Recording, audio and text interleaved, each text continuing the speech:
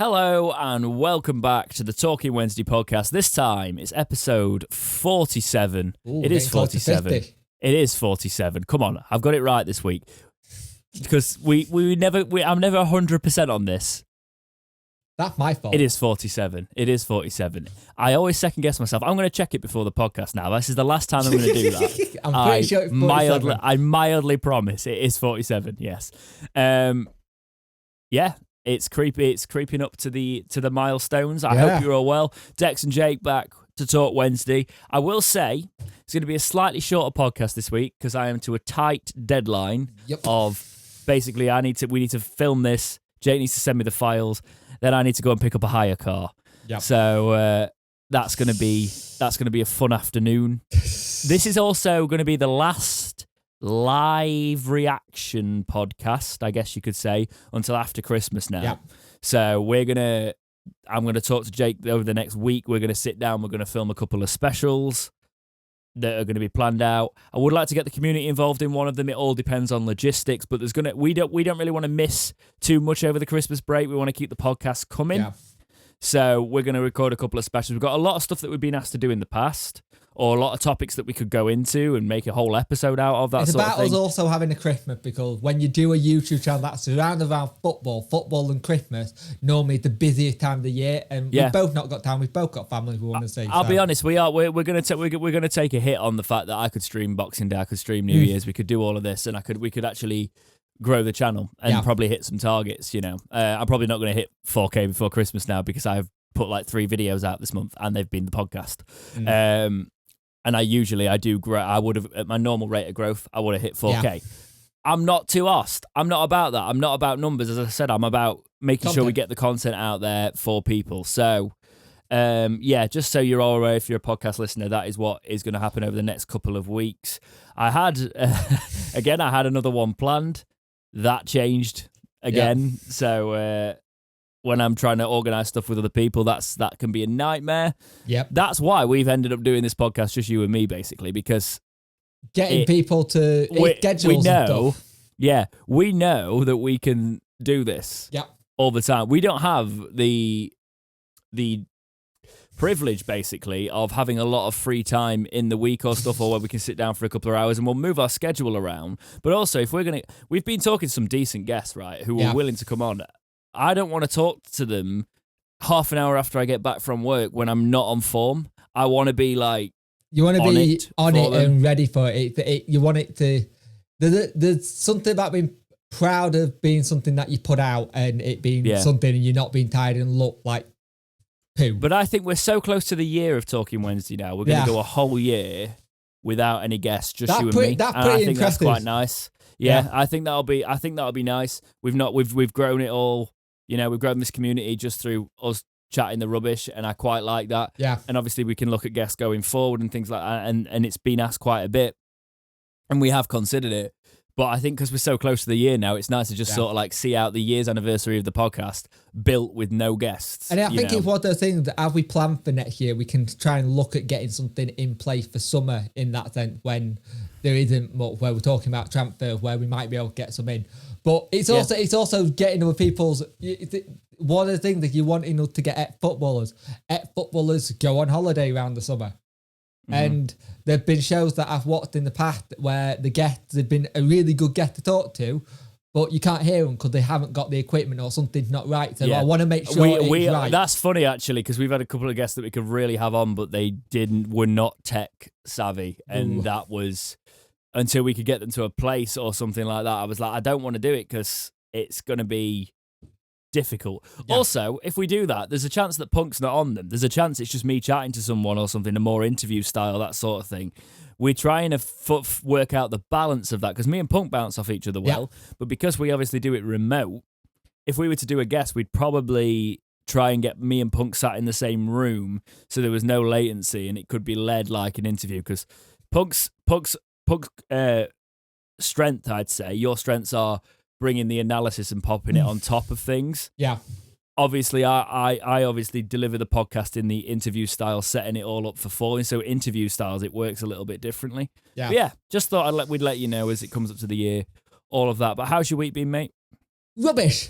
absolutely rubbish. If Christmas. If anyone's seen my main computer that I use for edit that I've had since like 2017 just died. It completely went kaput.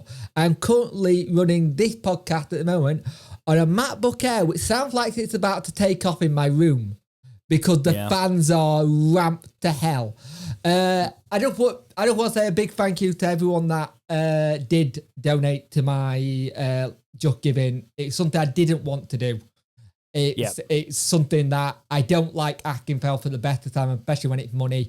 But the fact that the community wanted to help me, and I'm very much appreciated for it, and I'm blown away that it took 2 days. Pretty much. Because to be honest, mate, I was going to chuck some money in for your Christmas present, and I was going to see how it got on. And is it closed now? Have you hit the target? I don't know. We hit the target last night. It's on like 1,057, I think. Any more that we raise is going to the Children's Hospital in Sheffield. So if you want to put any in, I already donate stuff to stuff, so I will.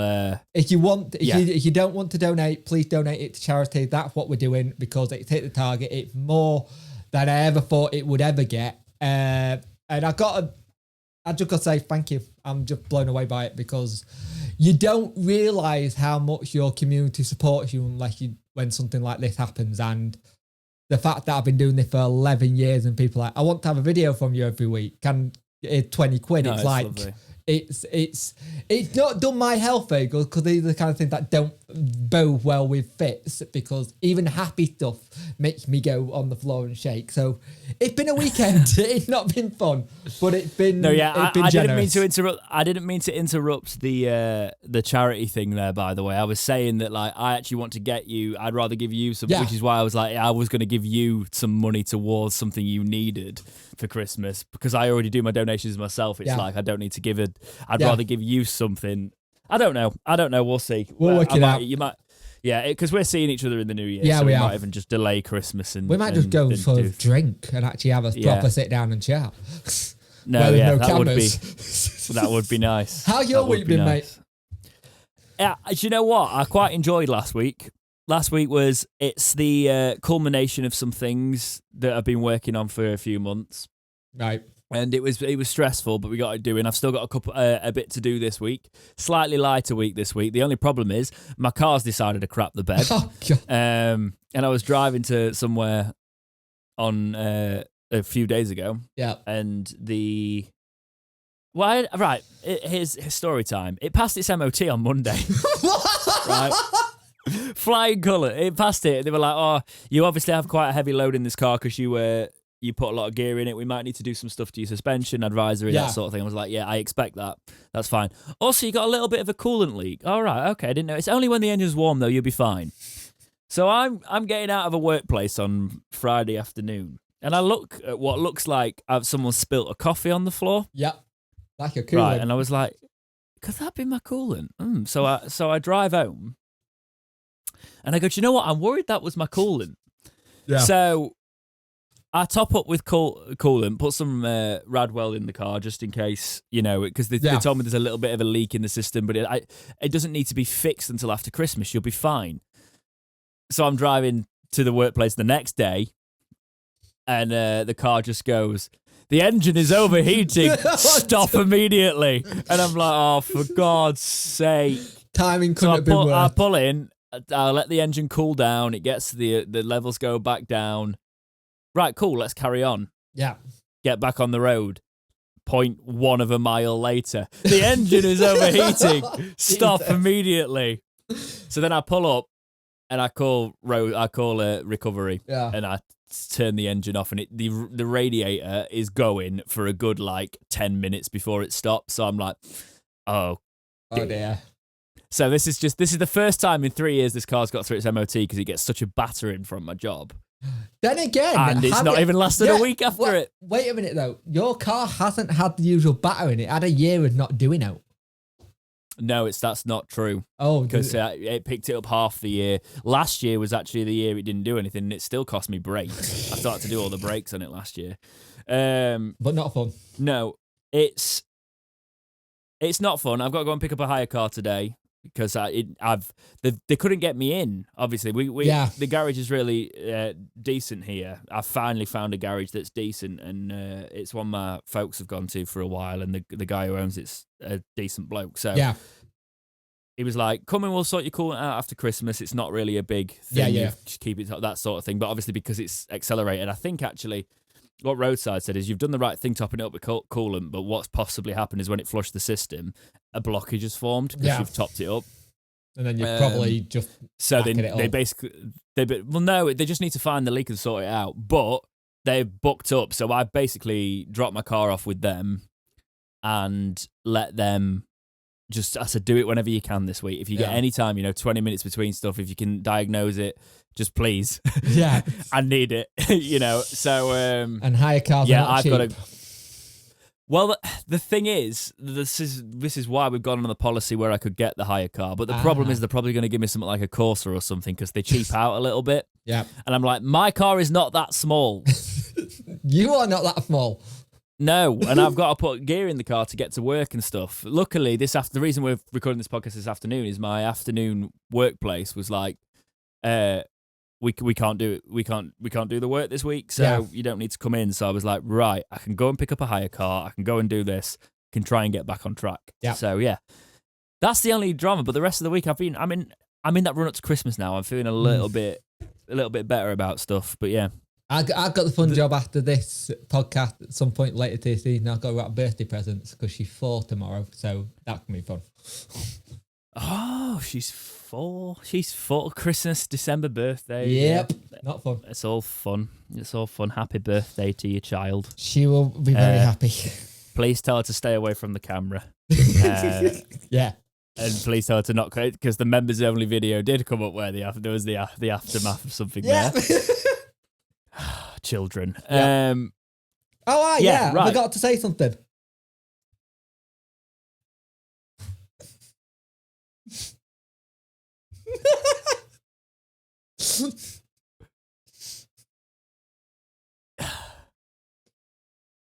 Jesus Christ, David Beckham's fallen off, hasn't he? How many people in their cars just thought the podcast had died there? They were like, oh, what's going on? I mean, Jakey looks good, man. He's got a blonde Mohican for the audio listeners, and he's wearing the Real shirt. Yeah. So it's, well, I don't know what to say. I wasn't expecting that. Listen, to be fair, wasn't expecting that. I've had the hat on through all my videos, or a live stream I did yesterday, just so you didn't see it. It was a surprise for the podcast. You were hiding it from... No, that's good. I have a genuine surprise reaction. I wasn't expecting that. Let's get into the football, shall we? Let's go for it. So, let's talk about Portsmouth versus Sheffield Wednesday. This is a match that I was streaming live at the time. I thought that it ended up being a good point because we weren't at our best. No.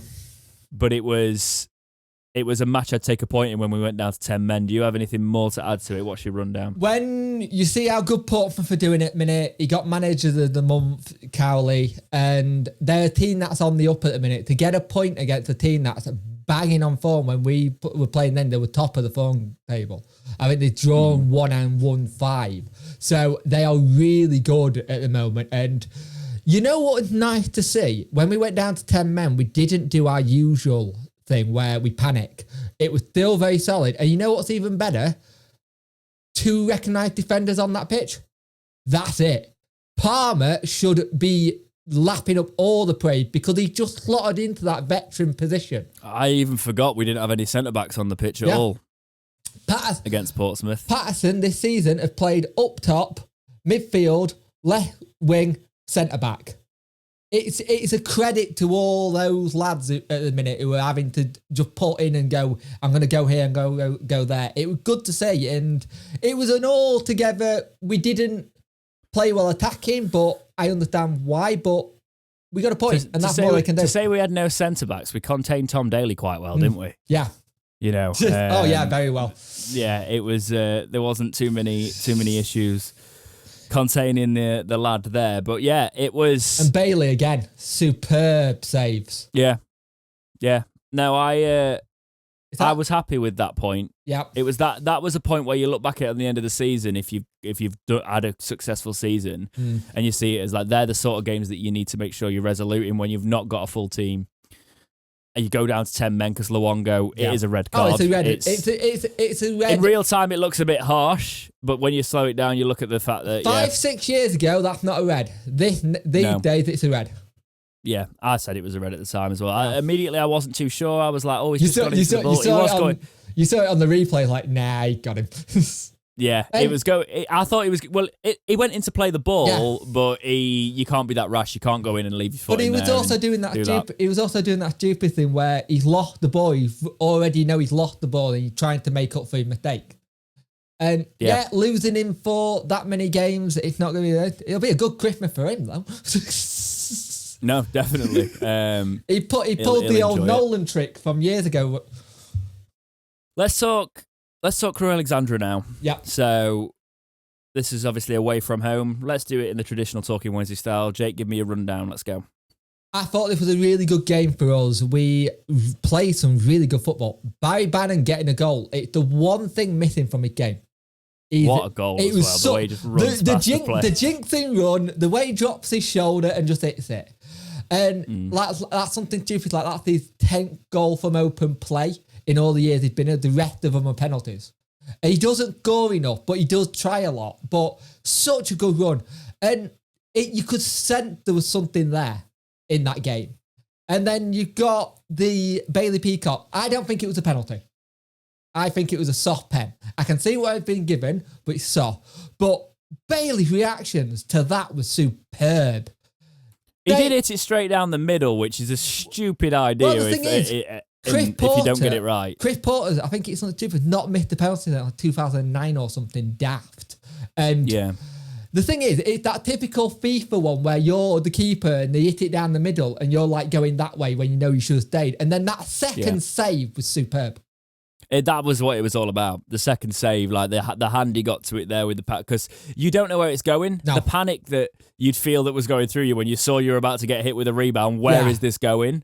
And he gets the hand to it. And the thing is, he got up quite quick to it because he's already trying to go down. And then that second goal, great play in for the first little bit of a cross. Don't understand why Patterson went down. I think he missed it completely, but hey. But great header by Lee Gregory to get it, and it's just it sealed off a really good display for us. And the thing that got a bit nervy at the end, we were starting to drop into the usual thing where we were giving them the ball a little bit too much. They were trying to have it, and they could have had two right at the death. And you could see, what was nice to see though, with Darren Moore going apoplectic at the player, going, concentrate, you got this out your system now, come on. And again, Brennan at the back looks really good. Palmer, Hunt. We don't have our regular centre-backs at the minute. And the fact that they're grinding out results and doing something, it shows a lot of courage and pride in this team at the minute. Well, Crewe are one of those sides that, because they're so low down in the league, right? It's one of those where Wednesday traditionally struggle against these sort of clubs. And the Wednesday of recent struggle against clubs down the league. Yeah. So we needed to be resolute. We needed the clean sheet. Yep. We needed to have a good performance that if we were going to get on the right path this season, we are. And we are in a very strong position at the minute. You know, when you think about the points dropped, that was the teething era now. You've got to think that we are finding some form and finding some consistency. 12 we unbeaten. had 14 shots. 12 unbeaten. We had 14 shots, double the shots that Crewe had. However, the clinical nature of Sheffield Wednesday again, we only had 5 shots on target to their 4. So we need to sort the clinical nature because the amount of chances we create now. If you're going to go down the route of the balls are going in, but they're not going in the back of the net at the minute. But if we can get more clinical, is that your catchphrase now? It seems like it. It does, doesn't it? I went out the other day around where I live, and so he watched the podcast and shouted at me. So I knew for a fact that they watched the podcast because that's what they shouted. Yeah, well, depends where you live, I guess. It leaves Wednesday 7th in the table on 37 points. Pushing playoffs. The automatics aren't out of sight, but we're in that place where you're looking at it. You're looking at teams there. You're looking at Plymouth. Plymouth need whatever happened with Plymouth, it's going to be interesting because they seem to be in a rut at the minute. We're in that position where if a team messes up, we're in that position to pounce, which is where you want us to be. Right. I want to talk about Plymouth a second, right? Because we are now on the same games with them and the same points. Yep. They've got +1 goal difference on us. They've got 10 to our 9. This is what I was saying when people were screaming for Ryan Lowe. Yep. Patience. I know Ryan Lowe's gone, but our form, win, draw, win, win. Their form, loss, draw, loss. Yeah. It's all about those little runs you have in the season.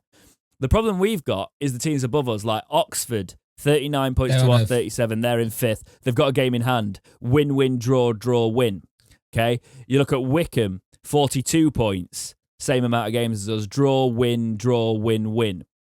Sunderland, 42 points. Win, draw, win, draw. Wigan, draw, win, draw, win. Yep. They're all on 42 points, those 3 teams, by the way. Rotherham, 44 points. Win, draw, win. Right. What am I not saying on all of those top 5 teams? Go.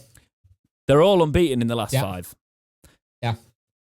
And so are Portsmouth, by the way. Yeah, but what are we? Who are in 8th? What are we currently? We're on a 12-match unbeaten run, which we haven't had Exactly, but what I'm saying years. is you've got to keep the consistency and we've got to keep it going because it seems like a lot of teams have got it this year.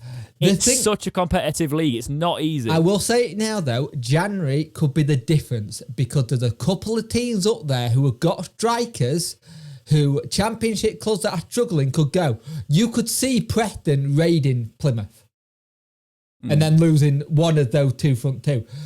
Smith at Rotherham hasn't signed a new contract yet. He's on form. I think Rotherham are going up this year, but I think, again, it's going to be the Rotherham when they go up and they struggle to keep it because their team will get disbanded. And that's the thing. Like, I looked at my predictions the other day. I had Rotherham in 7th because I thought they would be slightly outside of the playoffs. That still could happen. They could go on a drop of form, but it does look like they're going to be one of the teams that get promoted. But I did always say they have the potential. They are that club that can... They're a good League One promotion club now, Rotherham. If you look where we are in the table and it coming up to Christmas, this is the kind of place you want to be coming into that Christmas run that we've got coming up. Definitely. Let's have a look at our fixtures in the run-up to Christmas. So we're going to talk a little bit more about the upcoming matches next at the end of the podcast, obviously. We'll talk about the Accrington match there. But Boxing Day... These are the matches you won't have with us. Yep. So, Burton, Wednesday at home against Burton, and then we've got Sunderland again on the 30th of December. Shrewsbury on the 2nd of January. They're the 3 where we're not going to be able to talk about. Yep. And then we'll be back for the Plymouth game on the 50th, so we'll I'm be back sick to talk of playing about Plymouth this season. No, I know. Plymouth have one over on us. Yeah. They can turn us over, which is quite unfortunate. Well, they're that team. Can they? Because the talk is that Ryan Lowe was the man manager, but the bloke who's left is the tactician who's there at a minute. So a tactician sometimes can't get the best out of players. So it'll be interesting to see what they do. It will be indeed. Right, let's have a look at how League One played out over the weekend. Rotherham beat Burton 3-1. Sunderland beat Plymouth 2-1. Charlton beat Cambridge 2-0. MK Dons lost to Oxford 2-1. Cheltenham and Lincoln drew 2-2. Fleetwood and Gillingham ended 2-1 to Fleetwood. Accrington Stanley beat Bolton 1-0. Wigan drew 1-1 with Ipswich. Wickham drew 2-2 with Wimbledon.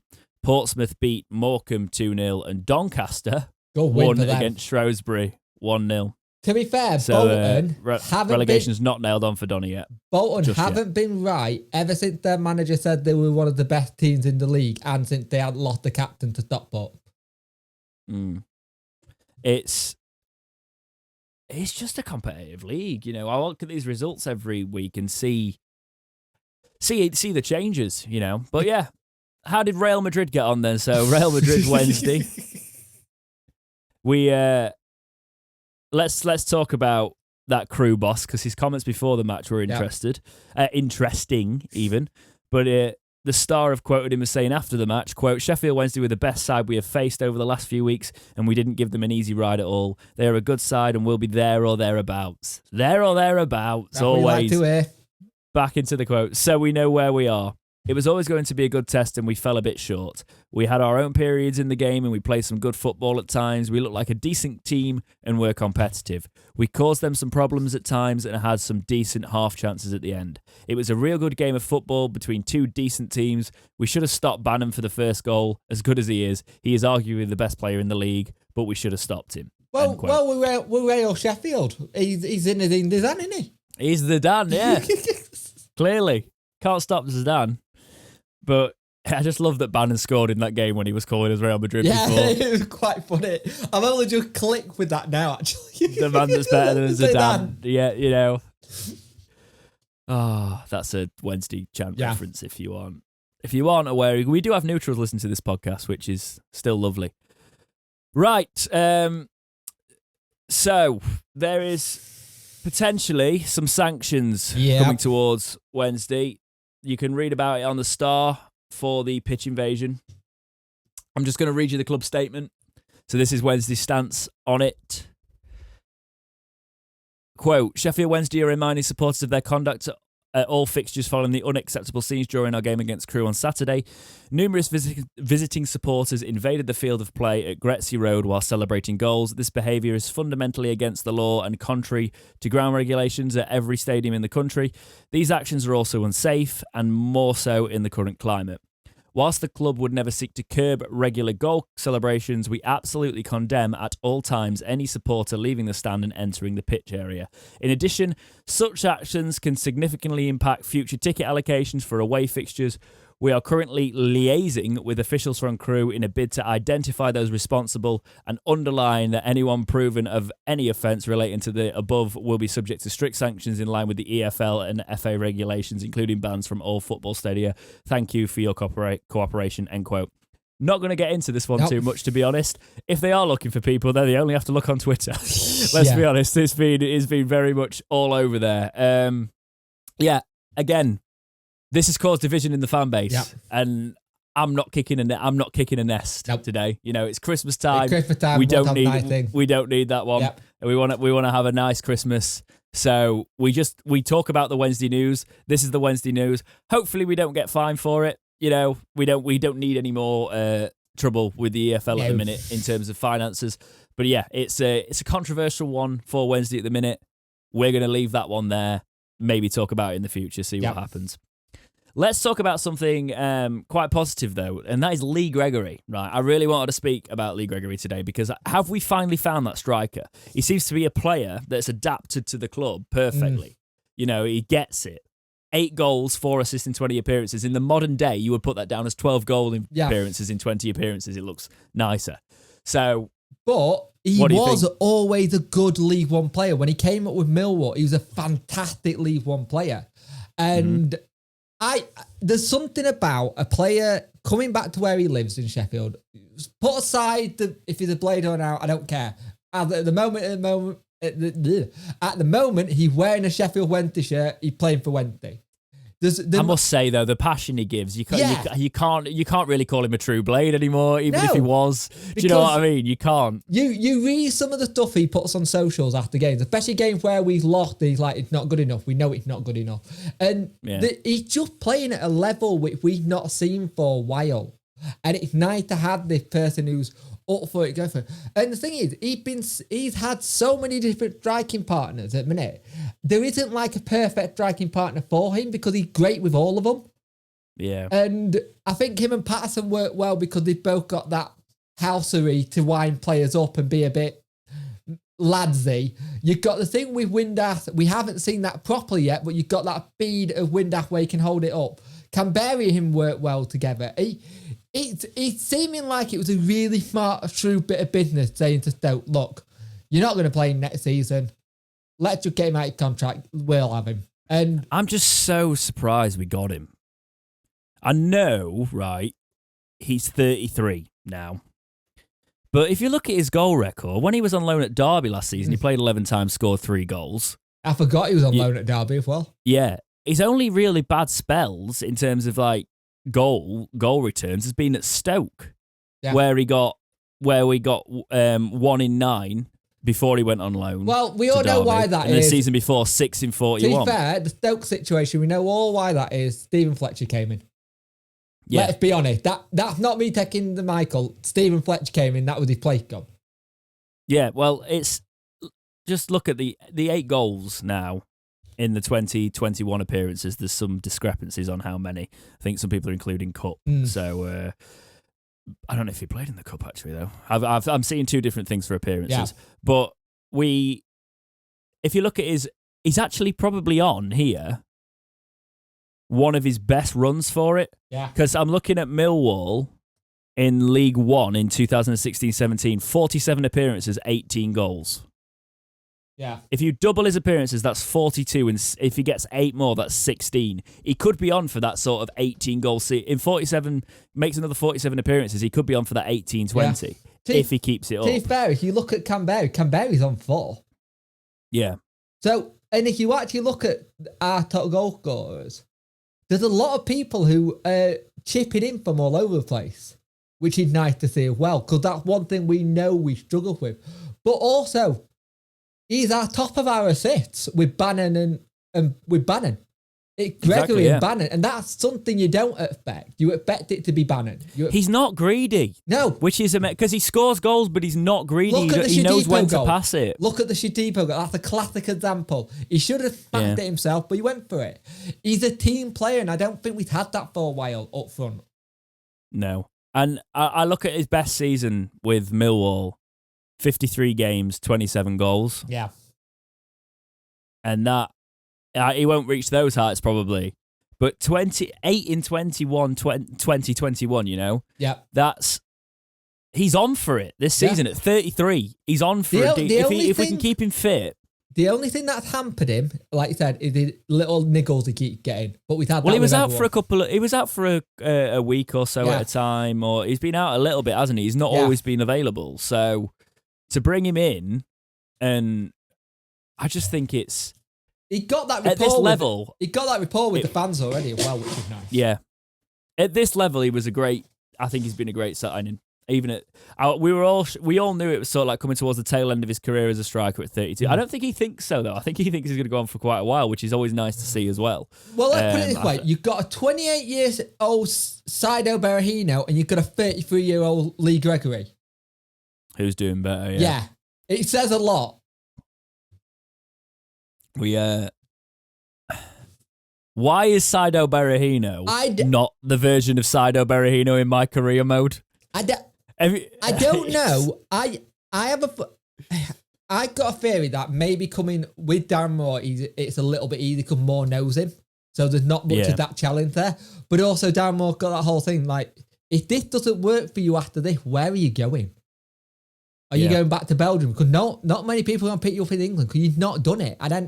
People say he's not played enough, but he's not shown enough. He scored 2 for the under-23. Where's that? It's just the class on the pitch when Gregory comes on.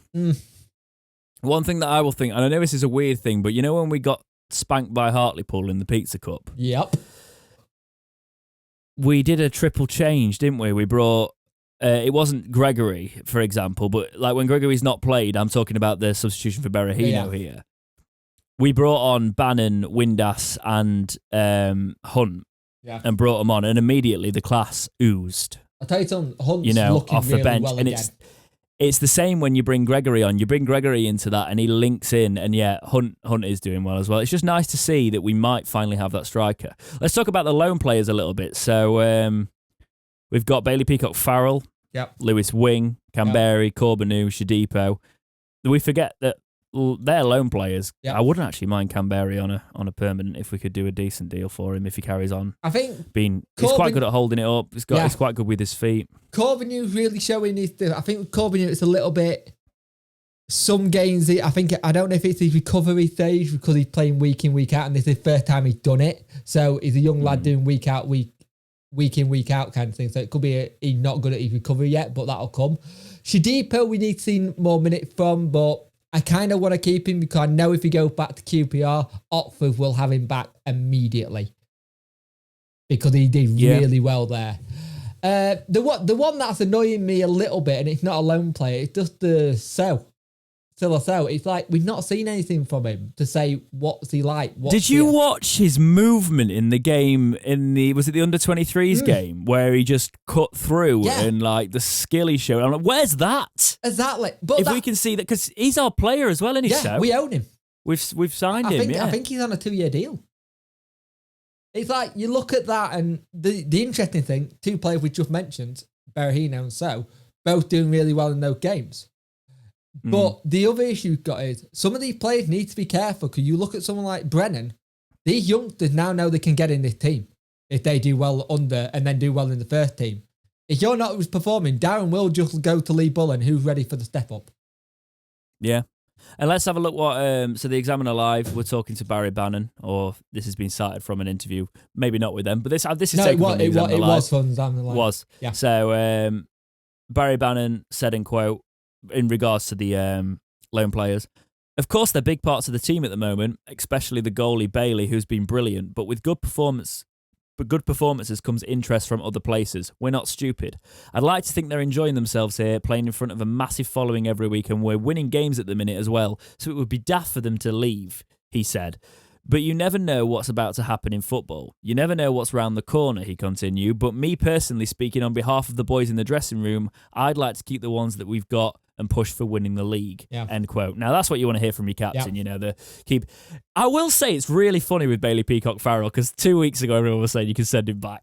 Yeah, but Bailey got no international stuff to worry about. He got to keep his performance up because he got to get into that team. It is just if you want an example of the Jekyll and Hyde in our fan base, look at the Bailey Peacock-Farrell talk, right? It was at the start of the season, oh my God, he's the best thing ever, A couple of weeks later, what's happened to him? Send him back. Bailey, you can have him back. Play well. Recall Dawson. Yeah. Put him in the net, And now it's, I'm falling in love with Bailey Peacock. And I'm like, this is our fan base in a time lapse, The interesting thing with Barry on that interview as well is that he did it last season around January time, where he was saying, look, I need you to bring more players in if you want us to stay up. He's done the same thing again, going, we need to bring some players in if we're going to go for that proper push.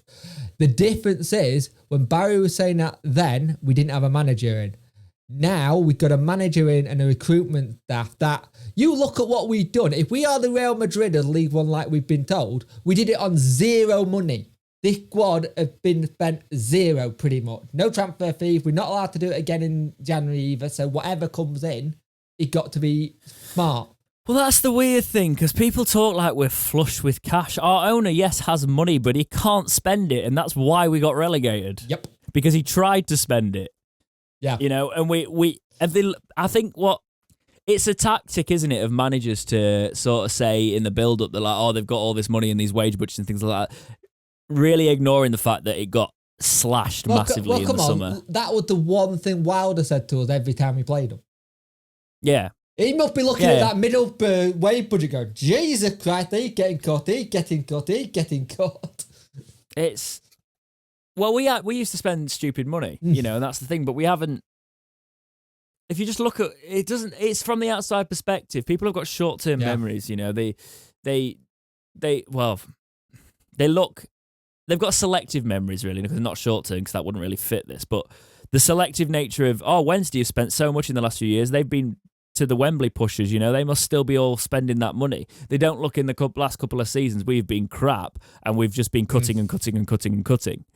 And now we've got to the point where we've got quite a... One of the nice things is that we actually got to see... Can I finish my sentence, sir? Sorry, we've got a nice point where we've got quite a moderate wage budget for this level, and I think we're actually on... There's some teams that are probably spending similar to us in this league. We will be up there, though. You may continue. Sorry about that. You look at what the situation. You look at the Derby situation where they just throw money at it. Chansiri gone. I can't just throw money at this now. You actually can probably say he's learnt his lesson. He understands it a bit more. He gets it. Mm-hmm. Like this whole recruitment drive that we did this season. More knew what he wanted. More knew what he wanted in the backroom staff as well. And I think that's very important that we got that. One of the things I was finding interesting, we brought a sports psychologist in, right? Manchester United didn't even have one. And that blew me away.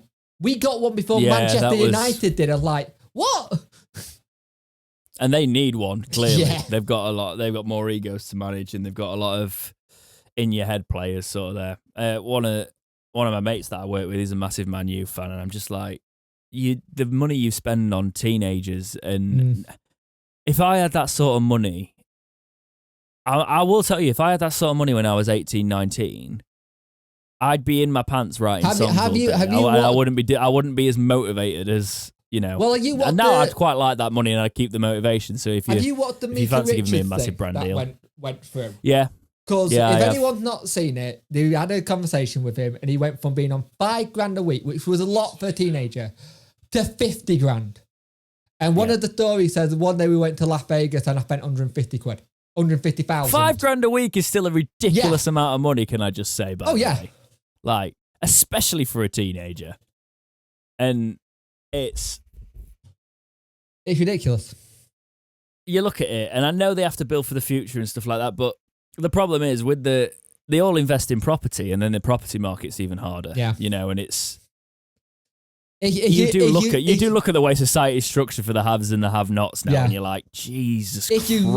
If you're really good, you get that proper Dubai money, and you go do what Michael Owen does, and he does TV spots for their airlines. You not seen that?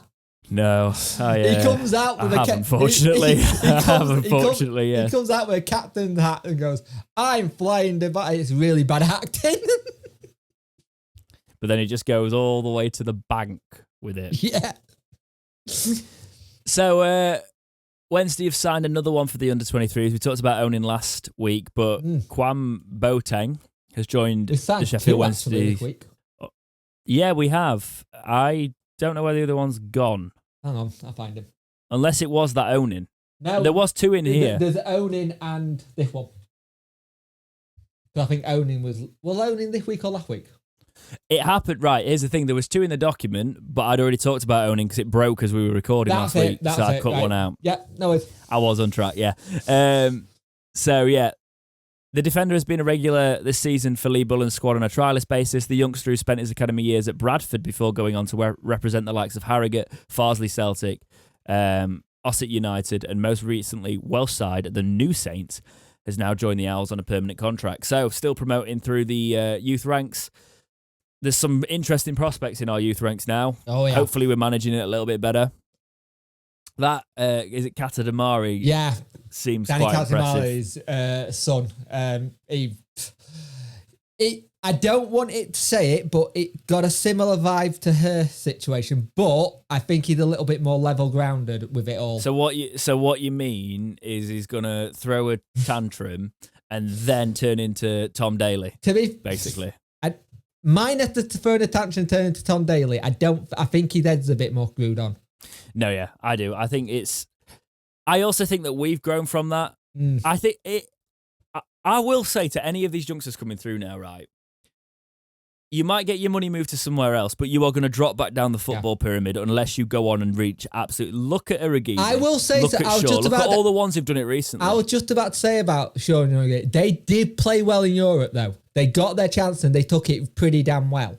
I watched that game just to see how they played, and they played well. Apart from Irrigidi completely clattering his own mate, his own player. They did actually look solid, and in that game, they basically got told by their gaffer that the player will now play for because they showed me what they're worth. It was a kind of, right, you need to show me what you can do then if you want to play. But they're going out on loan, aren't they? That's what I'm saying. It's so much of a risk. I don't get, if you're coming through the academy now, Wednesday you're in such a state financially. If I was going through, I'd be like, this is my best chance to go through to the club I support and actually get into that team and become a, He's a Gredo-sized lad. He's a Sheffield lad. He's playing week in, week out. And every time you see him on the celebration after a game, he's pumping that chest every time the moment he gets it.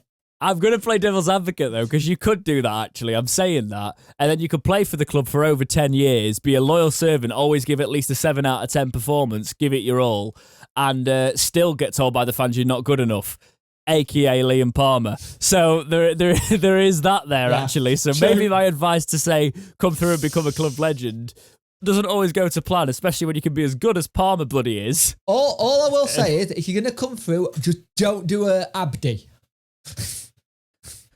Oh, well, you could do an Abdi while he was at Watford. Yeah, he was superb at Watford, but not when he was at Wednesday. Indeed. Just Darren Moore's been speaking a little bit about the Youth Cup. The youths are doing very well in the Youth League. So the under-18s, isn't it? So that links to all of that. Let's talk about Sheffield Wednesday's next match. It's on Saturday, the 18th of December, and we're playing Accrington Stanley. We're not allowed to do the joke again. We've already run out of them. Yep. Okay. So Accrington Stanley currently have the 10th. They are sitting on 30 points. Their home record is 6-1-4, 19 points. Their away record is 3-2-6, 11 points. They scored 29 goals and conceded 39. So they concede goals. Yep. But they did win against Bolton in their last match. See how they get on against us. They made it tough against us when we played them. We need to keep an eye out for Colby Bishop. He's got 6 goals for them and 3 assists, so 9 goal involvements this season. Also, Harry Pell, 5 goals for them, 3 assists. There's a couple in there like that, so we just got to make sure we keep an eye out for those players because they can score goals. We've seen that, but they do concede. So if Wednesday needs to go out and attack this now, they might park the bus on us because they'll know we need to attack because they can score goals. They can't really defend, so I reckon they'll sit. I reckon they'll sit and try and counter us. So we need to make sure we are clinical, in my opinion. I have an interesting one for you here, right? Mm-hmm. After this game, do Wednesday players get a Christmas party this year or not? Or do you keep them on that steady ground and just keep going? I don't really agree with it in a fixture congestion anyway. I've sacked off both of my Christmas parties this year, by the way. So Wednesday can sack it off and get promoted.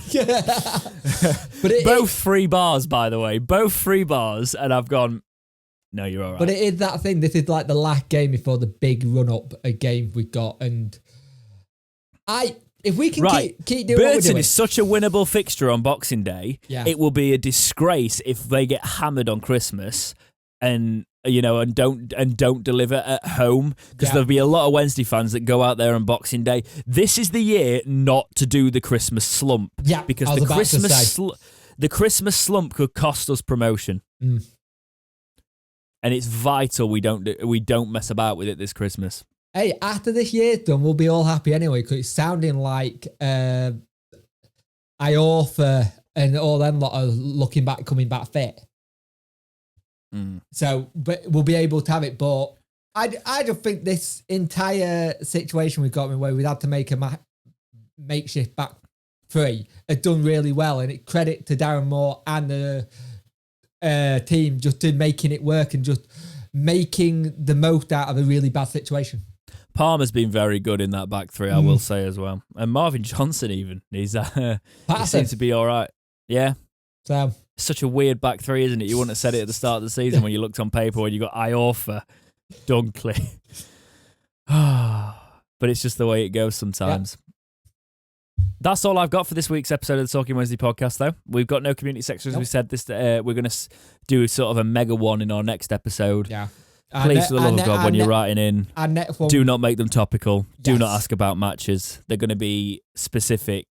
The next episode we do is going to be a long one because it's going to be a lot of games to go through. No, say that. Probably not. No. Probably not. The next episode you see is not going to be a long one. No, I meant the next episode is going to be a normal one. The one we come back and talk about. Yeah. I'm not even sure, though, because the thing is, I quite like the concise nature we got this podcast to. I used to love when they went for 3 hours, right? Mm. Also, we've not got time for that anymore. But it was... We won't want to talk about everything that happened over Christmas. Well, we won't know it in depth. So I think in January, early January, we will be coming back and we will be bringing a podcast there. But I want basically, if you are an audio listener and you do the emails or you contact us that way, the Discord has now got a Talking Wednesday community topics tab, which stays active, and I can delve into that whenever I need to. So join the Discord. Feel free to contact me if you want the link and you're not been in. And you've been getting people in now, so. I have, yes. So the tab is there for you to put not just do you think we'll go up this season? Or who is our best player? So just think out of the box. The best community like stuff on podcasts that I've enjoyed that are different to football, or ones that go in depth or look at a different perspective or look at something that we wouldn't talk about every week, you know. Yeah.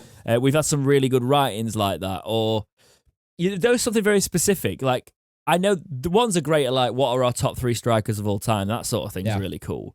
But you pinpointing like a specific moment or something and asking questions on it and asking opinions on it, think outside of the box. Those couple of specials over Christmas, that's what we're going to want to be thinking about, stuff that we can really hone in on. But yeah, that's it from me. You got anything to add, Jake?